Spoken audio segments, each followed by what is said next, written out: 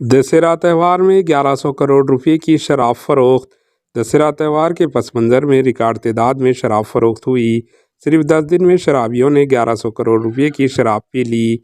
Excise department अहदेदारों ने बताया कि इस माह 11 अक्टूबर को 200 करोड़ 44 लाख रुपए और 10 अक्टूबर को 152 करोड़ रुपए की शराब फरोख्त हुई, जबकि 1 था 10 अक्टूबर तक 852 करोड़ 40 लाख रुपए की शराब फरोख्त हुई।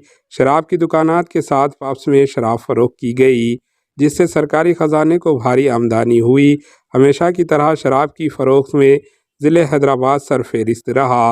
रियासत में शराब की 2260 दुकानें, 1171 बार्स और रेस्टोरेंट हैं। इनके साथ पब्स में भी शराब की फ़रोख्त की जा रही है। दशहरे से कबल हफ्ते और इतवार को शराब की फ़रोख्त उरूज पर पहुंच गई।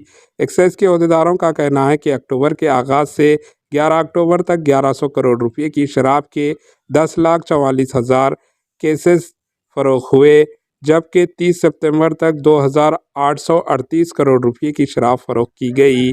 10 दिन के दौरान 17,59,000 बीयर फ़रोख्त हुई। शराब की फ़रोख्त के मामले में ज़िले रंगारेड्डी सरफहरिस्त है, जबकि डिस्ट्रिक्ट करीमनगर, नलगुंडा और वरंगल अगले 3 मुकामात पर हैं। Bureau report, AHN news. AHN news को लाइक करें, शेयर करें और सब्सक्राइब करना ना भूलें।